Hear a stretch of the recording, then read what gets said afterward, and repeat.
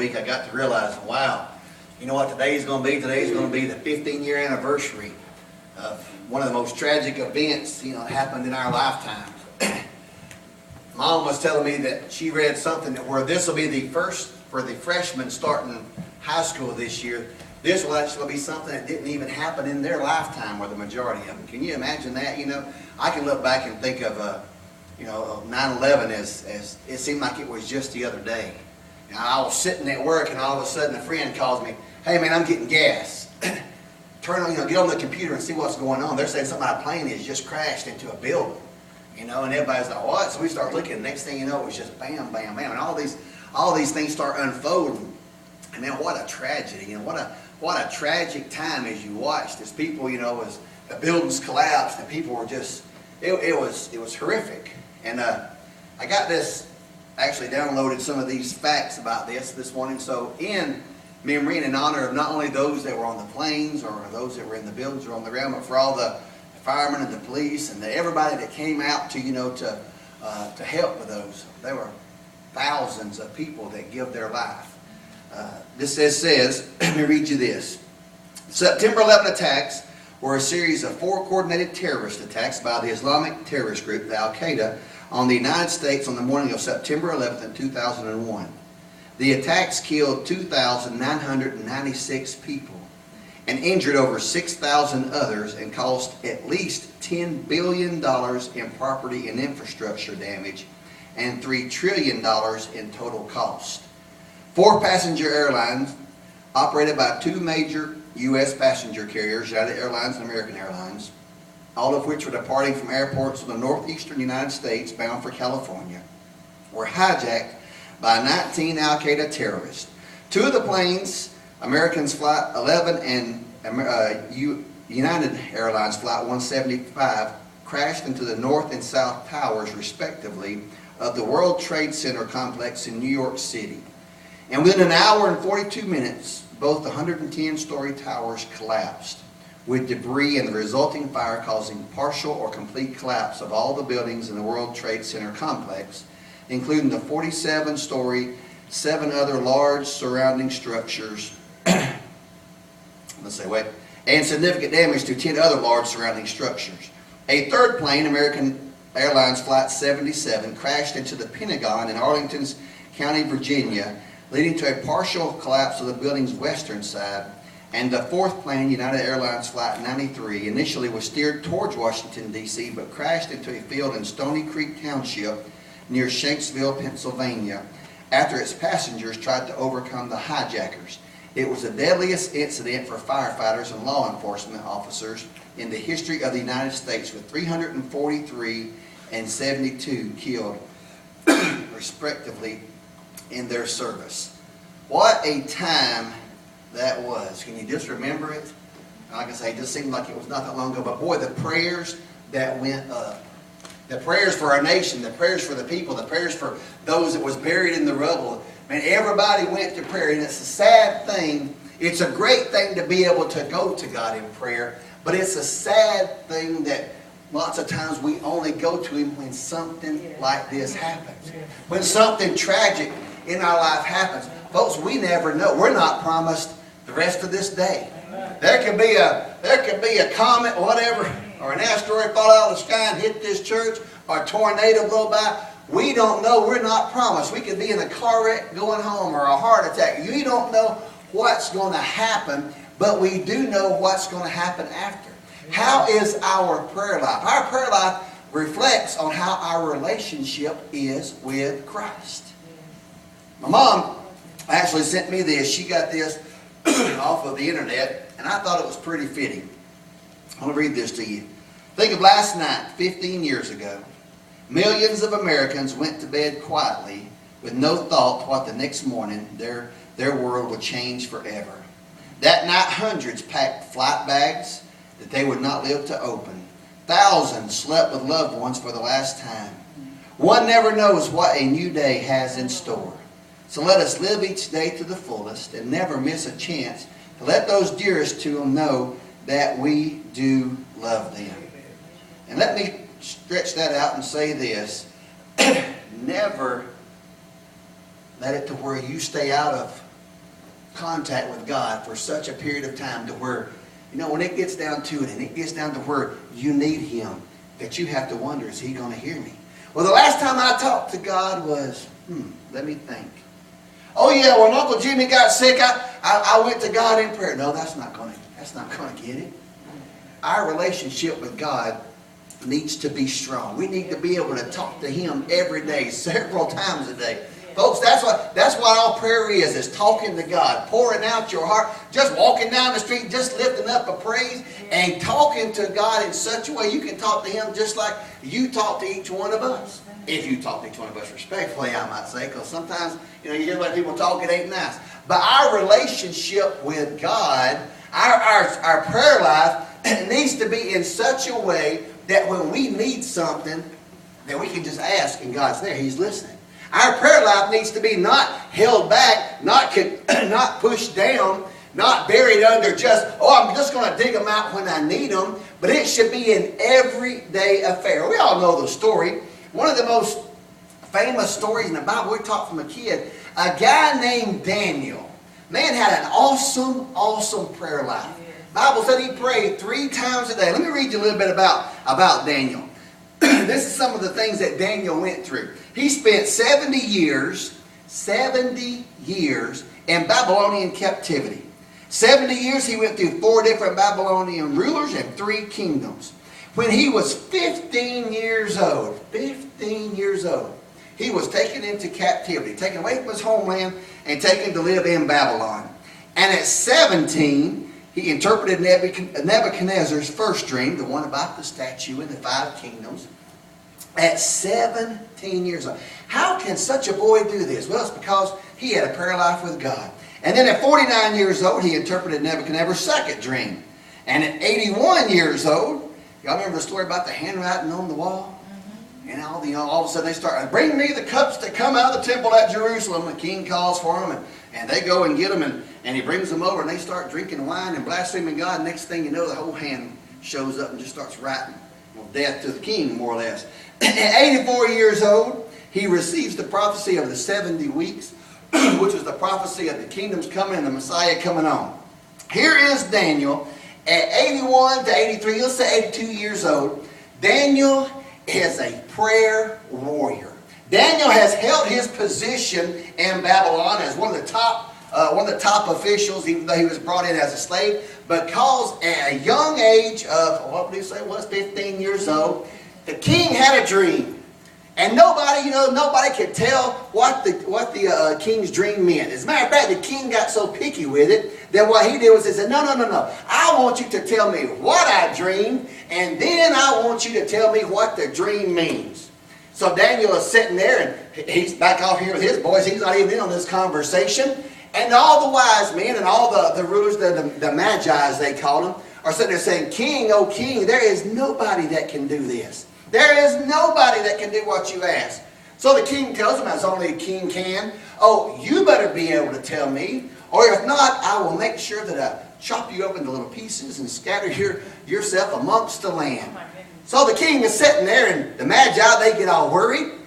The next day, they're sitting there getting ready to go to their death. But Daniel has had a talk with one of the guards to tell him what was going on. And Daniel has called his 3 friends. We know them as Shadrach, Meshach, and Abednego. And they have prayed before God, and God has answered his prayers. And God tells Daniel the dream. And then God tells him the interpretation of the dream. So Daniel goes to the king and says, King, let me just tell you what is going on. He tells the dream. He interprets the dream. Then the king sets him up. He saves all his lies. The king sets him up. As now he's sitting up here answering to the king. He's one of the wisest rulers. He helps run the country. And here is Daniel now. He is sitting pretty, as we would say, sitting up there in the kingdom. And everybody in the kingdom likes him except those who want his position. Those that are jealous. Those that once had that position. And they see Daniel, and they know that Daniel is a man who prays. So a new king comes in. King Darius comes in. This is right after the writing on the wall, right after the king had been killed because of the blaspheming of God. And so King Darius comes in, he takes over, and right away the other public officials, decided it's time to get rid of Daniel. So they said, King, you and your gods, man, you're so awesome. We trust you. We're glad that you've taken over. We're glad that you're here, just blowing all kind of smoke. We're glad that you're here. We would love for you, but there's one here you got to look out for. What do you mean we got to look out for him? There's a guy named Daniel that he don't pray and believe to your God.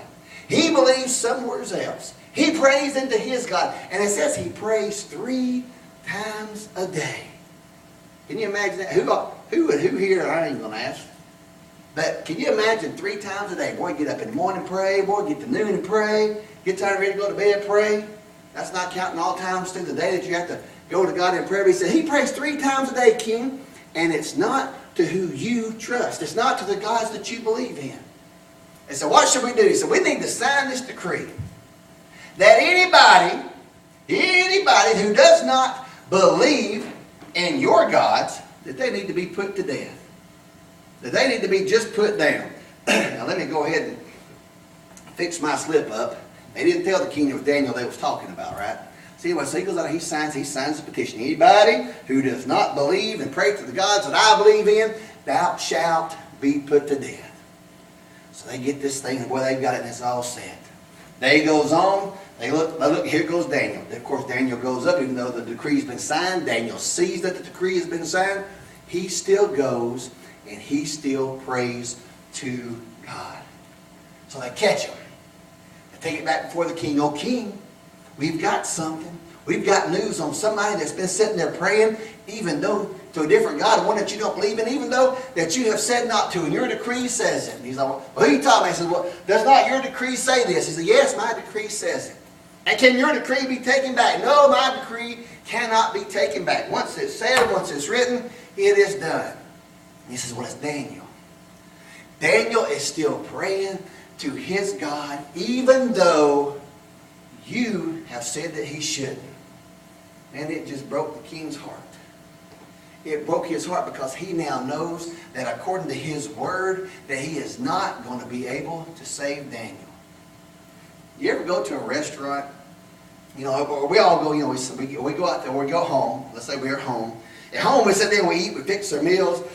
We gather around the table, or if we're at a church, we gather around the table, have a big meal afterwards. And we all say, let's say a prayer. Boy, we all say a prayer, we say the blessing, and we get done. We go out to eat as a family out in some restaurant. Everybody gets their food. You ever seen about this? Everybody kind of looks around there and says, we gonna say blessing, or we gonna just eat, because we out here in public, Too many times we get ashamed. Too many times we don't do what we know to do. At school, bowing your head and praying at school. Can't nobody stop you. If you want to bow your head and pray, you bow your head and pray. If you're on your job, you used to go out with folks to eat. Vendors used to love it when vendors would come in and take us out to eat. Well, hold on before we eat. We'll say a blessing. Well, next thing you know, what usually happens is, hey, go ahead and say a blessing over my food too. If we will take a stand for God, take a stand with our prayer life, folks. Why in the world would we not? To say our blessings, to talk to God. Here is Daniel knowing, now let's just say, if you're with your friends and you say a blessing, you say a prayer, the most they can do is what? Shun you, make fun of you for a little bit. That'd be about it. They're going to get over it, you don't get over it. But here it is, Daniel, if he goes before God, if he goes in prayer, what's going to happen to him?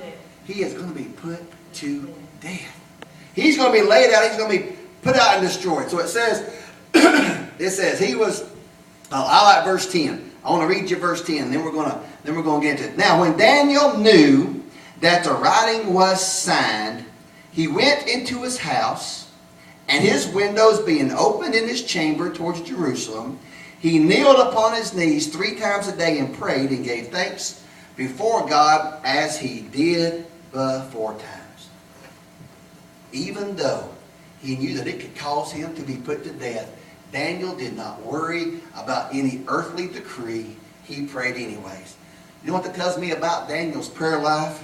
It tells me that he was committed. He didn't care what anybody else thought. He knew that he had to pray. He didn't care what the law said on this earth. He knew he had to pray. Now, God tells us that we are to obey the laws of the land, unless it, of course, takes us away from what God's law tells us. Now, I'm not trying to talk and preach or obey. You know, God's law is not going to tell us to come up against nothing. But one of the times that we're going through, folks, as a Christian, don't be surprised because it happens in third world countries all the time. Are you going to deny your faith? Are you going to take a stand for God? Or what are you willing to do?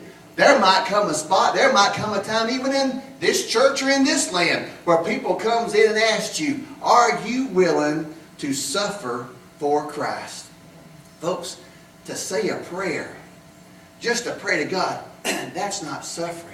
That is nothing but calling out and reaching out and touching. We should not be ashamed. We should be committed to our prayer life for God. It doesn't matter what anybody else says. It doesn't matter what anybody else does. If we are not committed to God in our prayer life, then how are we going to be able to make it? I don't understand how people can go through the tough times and the bad times that they go through without having God to call upon. I don't understand when I get sick or when I get depressed and I can call up to God and I can say, God, hey, I need you right now. I need help. I need a touch. And God is there for me. How in the world does people do it that don't have God? But yet if you look at the statistics, you can see that most of the time they don't. When you can look at all the sin, you can look at the suicides, you can look at the things going on in this world, you can see that folks don't have the relationship that they need with God. They don't have a committed prayer life. The Bible tells us we need to be committed. Daniel was a great person who showed his committed prayer life. Number two, it was an expression of his personal devotion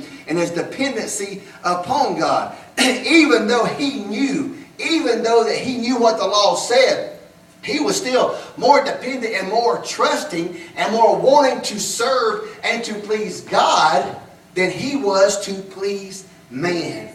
We have got to not worry about standing amongst the people and looking like we're somebody. As I heard that movie, God's Not Dead, the woman made the comment, she said that I had rather stand with God than I had stand with the people. Folks, when we get to the end times, when we get to times when our life is going to be called up and you're standing before God, who are you going to be worried about that you impress the most then? The people that was around you that you was living with, or the one who holds life and death, the one who holds eternal life? I had much rather stand and please God. I had much rather be committed to God and have Him in my life than to be worried about what this world says.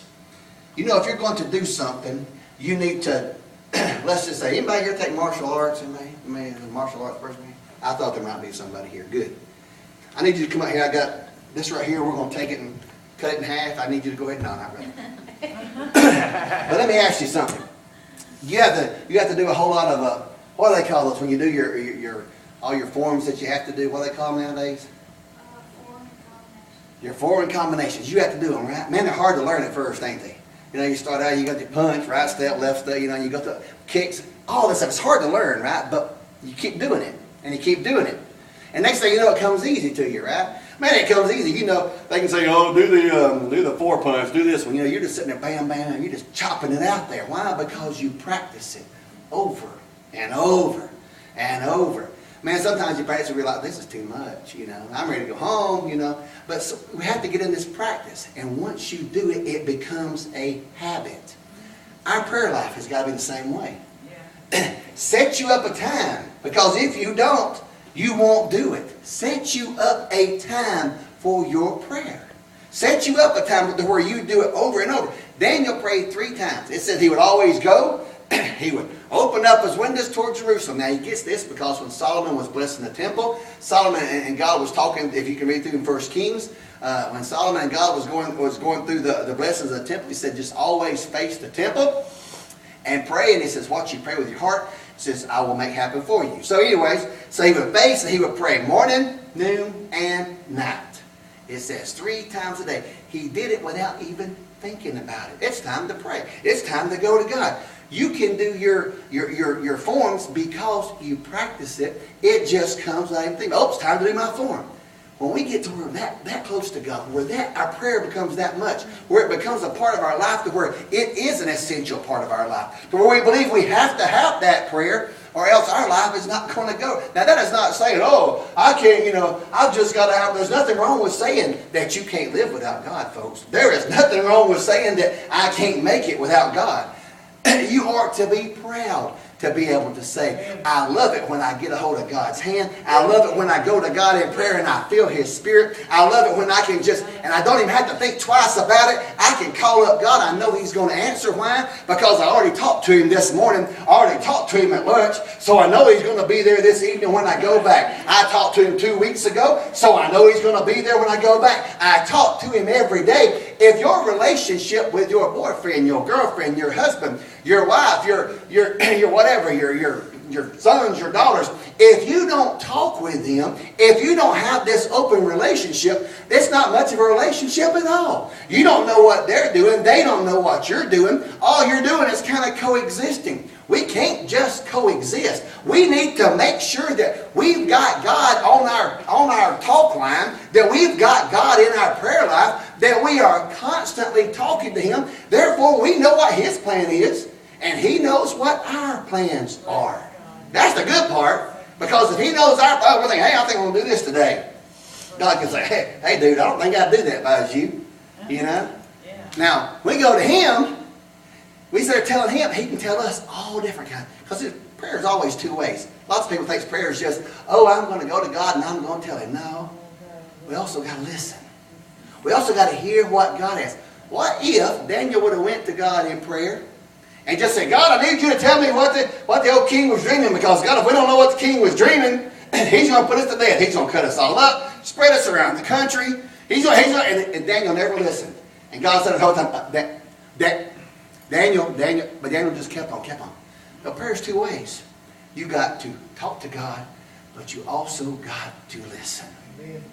And it's good to listen to God 3 times a day. There is nothing wrong with listening to God throughout the day.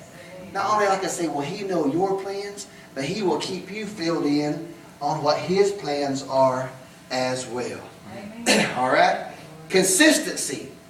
He did it the same way, the same time, and the same place. He had this set up in his life. Psalms tells us this. David the psalmist says, as for me, I will call upon God the Lord, and He shall save me. Evening, morning, and noon will I pray and cry aloud, and He shall hear my voice. And then in 1 Thessalonians 5:17, Paul tells us this, to pray without ceasing. All throughout the day, just pray. All throughout the day, praise God. All throughout the day, talk to God and listen to what God has to say. Let's go back to that chapter 6 and verse 10. What else does Daniel tell us? Daniel prayed with thanksgiving. Philippians 4:6 tells us, be careful for nothing, but in everything by prayer and supplication with thanksgiving, let your requests be made known unto God.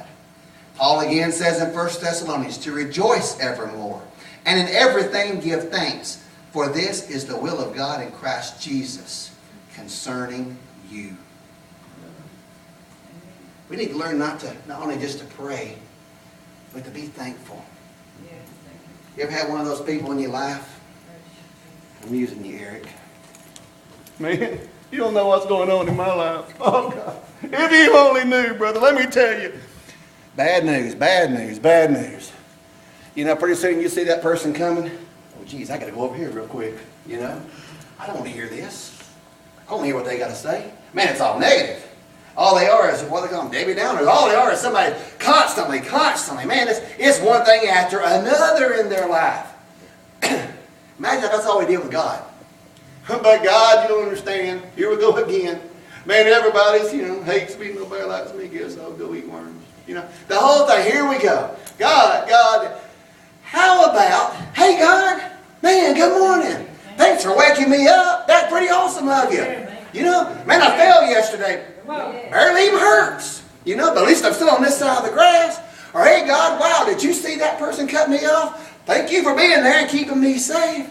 Oh, and by the way, thanks for the blessings yesterday. Man, I got a raise. Man, thanks for what you done. How about being happy with what you tell God?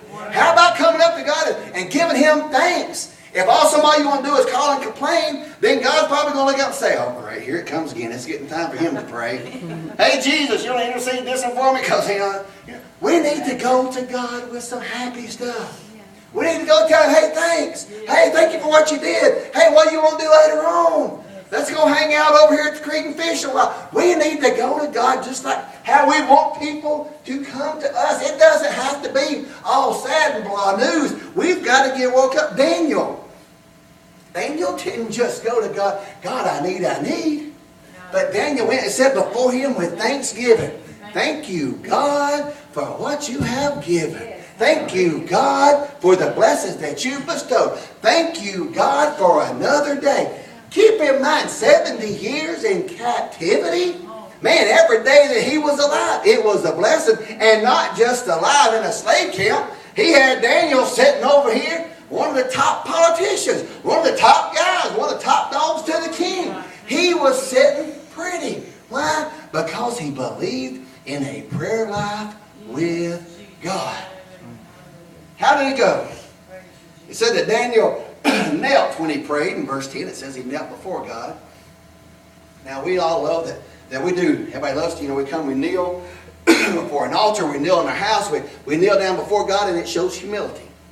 It shows we don't have the pride. God, we're pouring it out to you. We know you're above. We're showing our servanthood to God. But you can kneel all day long.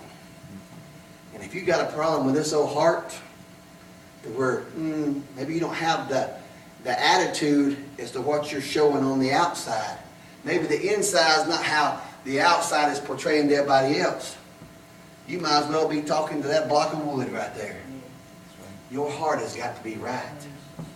Not just a bent knee, not just a bowed knee, not just your face shoved in your hands or praying or crying or crying your eyes out. It's got to be a heart broken. It's got to be a heart that's open. It's got to be a humble heart. It's got to be a heart that's willing to talk to God. It's got to be a heart that's willing to hear from God. It's got to be the kind of heart that God can see really wants to serve and to worship Him. Well, we all know the story. They bring Daniel in. Daniel, let's you. Sorry, King Darius says, I got to chunk you in. So he chunks him in. They put a rock up against there. That king's like, you know what? That's my buddy in there. That's my buddy in there. Says the king fasted all night. Didn't sleep at all. Daniel, meantime, down there in the lion's den with a rock stuck up against the door. King gets up the next morning when he knows time is up, goes running down through there. Daniel, are you in there? Daniel, is everything okay? You know, you got to kind of halfway wonder, was he expecting to hear a voice? I think he was. Why else holler? You know? If he thought he was going to be there, wouldn't he just went down there nice and slow and pulled the rock away? Let me see what's left. Let me go get the remnants. But no, he goes in there. Daniel! How is it in there, buddy? Because he knows. He had seen Daniel. He had come to like Daniel. He had seen Daniel work. He had seen God work within Daniel. Can you just tell Daniel? Well, Daniel said, oh, King, don't worry. It's all good in here. Hold on a second. Me and Leo over here, we was just, let me get off of him. He was keeping me warm through the night. You know, this ain't biblical, but it's probably what happened. You know, I don't know. You know, hold on. I was laying on line number 2 over here, and while line number 3 was, giving me a pedicure and a manicure. I don't know, but here's Daniel. I'm good, King. Don't worry about it. I'm all good. So the king goes, of course, gets those that tricked him, takes those, throws them in the lion's den. All of a sudden the lions get hungry again, and they commenced eating up all of them. But here is Daniel. It wasn't just because Daniel could interpret dreams that saved him. It wasn't because Daniel was liked by King Darius. But it's because Daniel had a relationship with God. Daniel didn't have to go, man, I ain't prayed in 6 months. God, there's a lion right here wanting to bite me on the neck. I need you to stop it. Meanwhile, God's like, who's that talking to me down there? No. As soon as Daniel went before God, God knew who was there. God knew. He knew the relationship. He knew where he stood. When you look back through and you think about what Daniel's life, how his prayer life was, the great thing about Daniel was when he prayed, he not only prayed for God's will in his life, but he prayed for those in others. Daniel prayed knowing good and well he was breaking the law. Knowing that he was doing everything against what the law said, and that he would be put to death. If police come in here today and they arrested each one of us, And they took us before the judge. And they said, we're going to arrest these because they have been praying to God. Let me ask you this. Don't raise your hands. Would they have enough evidence to convict you? Would they have enough evidence to say guilty? We've caught them praying. We've seen them praying. We can tell in their life they got a prayer life of God because we can tell by the way it works. The way their life just is good. We can tell they've got a prayer life. Or would they say, well, you know what? We can't find enough evidence on them that they pray, so just let them go. That's not the words that we want to hear, folks. There was a saying that says, where is the God of Daniel? But God looks and he says, where's the Daniels that used to pray to me, God? Are we here, folks? Can God hear from us? Does God hear from us on a daily basis? He was a man of prayer. Prayer worked. Even when his enemies would come against him, he could pray and his enemies would fall by the wayside. Prayer works. Time after time after time. We could go through testimonies that people have given in this church, or testimonies in our lives, how prayer has worked. And our prayer life, once it's strong, God is going to bless. I want to read you this one more little thing real quick, just about praying. And then I want us to stand and we're going to have a word of prayer. But we've discussed this on a Wednesday night before. If you want to think about how to pray, if you want to really, really have a good prayer life, just look at your hand. And when you look at your hand, start walking your way through your hand. The thumb is the closest finger to you, right? So when you get down to pray, look at that thumb, and you pray for those that are closest to you in your life. All right? Those that are close to you, your family, your dearest friends. And then we got the old pointer finger. You know, those that's giving you the directions. How you get there? Well, you go right over that way, you know, go down the peach tree and take a left, okay? Well, there's 20 peach trees. But go to that one right over there. The pointer finger. They're the ones that gives the direction. So then you pray for those in your life who give directions. For those teachers. For those that work with the children. Those that work with the adults. For your teachers, your pastors, you know, your preachers. Those who teach and point people the way that they should go. And then you got your index finger. The tallest finger. If you can look, it's the tallest finger right there in the middle. The tallest finger on your hand. What does that remind you of? You pray for those that are in the high places. Man, we're going through an election year. Man, you know, that's what we call it. Anybody got any good options out there? I'm asking now, you know. What we're going to do with this election year, we're going to pray for those that's in charge. For those that's in the upper government. We're going to pray that God shows us who to vote for. And then we're going to pray that they get in there and that they trust and that they listen to God. Then you're going down to your ring finger. You know your ring finger is the weakest finger that you got. You can tote more with your pinky than you can with your ring finger. This reminds you to pray for those that are weak. Pray for those that are sick. Pray for those that ain't blessed like we are. That God can touch those. Then you got your pinky finger, your little tiny finger, and that's to pray for you. I ain't saying that your life should be any less, but once you've prayed for everybody else, you'll be surprised how the things that you once thought big, all of a sudden ain't so big. The smaller things. Pray for us. Pray for yourself. I remember one time, one of the biggest blessings I ever received, we was all praying around the altar during the revival, and the preacher said, hey, forget about yourself. Forget about your problems. Reach over and pray for somebody else. Everybody got to pray and reach over and pray for somebody else. The next thing you know, man, the Spirit just poured out. And it was an awesome, awesome prayer service. Why? Because you're not putting your needs first. You're putting others, you're putting God's needs. Come on up to the instruments this morning. How is your prayer life? How is your prayer life? If you was put before that lion's den this morning, would you survive? If someone come up and asked you, brother, I've got issues in my life, I need you to pray for me. That'd be awesome, wouldn't it? When you get that, wow. Hold on. let me go get prayed through first. I ain't talked to God in a long time, so let me get prayed through. We have to come and pray for ourselves. You come upon somebody that's sick. Hold on, I got to get myself right first. What if there's not time? What if next thing you know, I had a friend. He was a Cobb County police officer. Had a heart attack one day on the job. He was, I think at the time he said he was a Christian. But you know what he did say?